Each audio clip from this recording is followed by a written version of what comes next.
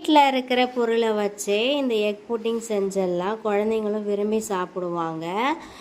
இந்த 3 பொருள் இருந்தால் போதும், ஈஸியாக செஞ்சிடலாம்.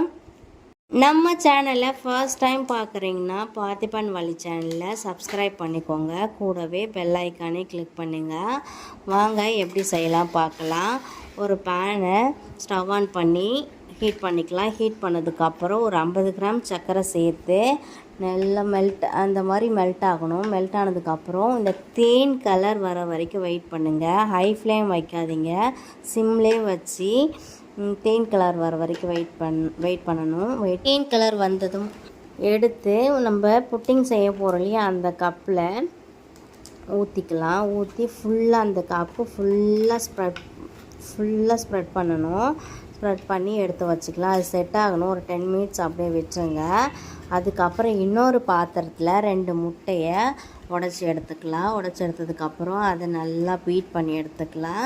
பீட் பண்ணி எடுத்ததுக்கப்புறம் அது கூடவே ஒரு 2.5 ஸ்பூன் சர்க்கரை சேர்த்து அதையும் சர்க்கரை கரையிற அளவுக்கு நல்லா பீட் பண்ணி எடுத்துக்கோங்க. பீட் பண்ணி எடுத்ததுக்கப்புறம் ஒரு 100 ml பால், வெதுப்பான பால் சேர்த்து அதையும் நல்லா பீட் பண்ணி எடுத்துக்கோங்க.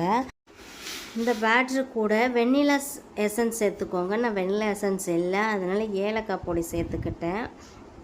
இந்த எக் ஸ்மெல் போகிறதுக்காக தான் அந்த வெண்ணிலா எசன்ஸ், இந்த ஏலக்காய் பொடி சேர்த்து அதையும் நல்லா பீட் பண்ணி எடுத்துக்கலாம்.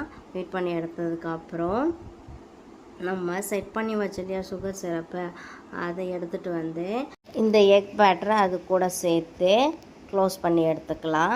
அதுக்கப்புறம் ஸ்டவ் ஆன் பண்ணி ஒரு குக்கர் வச்சு அதையும் நல்லா ஃப்ரீ ஹீட் பண்ணுங்கள். 10 மினிட்ஸ் ஃப்ரீ ஹீட் பண்ணதுக்கப்புறம் ஒரு ஸ்டாண்டு வச்சு அது மேலே எடுத்து வச்சிடலாம். நம்ம இந்த எக் புட்டிங் பேட்டரை வச்சுட்டு அப்புறம் அந்த எக் பேட்ரு கப்பு இருக்கு இல்லையா, அது முழுகிற அளவுக்கு தண்ணி ஊற்றி அதையும் க்ளோஸ் பண்ணி விட்டுறலாம். ஸோ அப்போ தான் நல்லா வெந்து வரும்.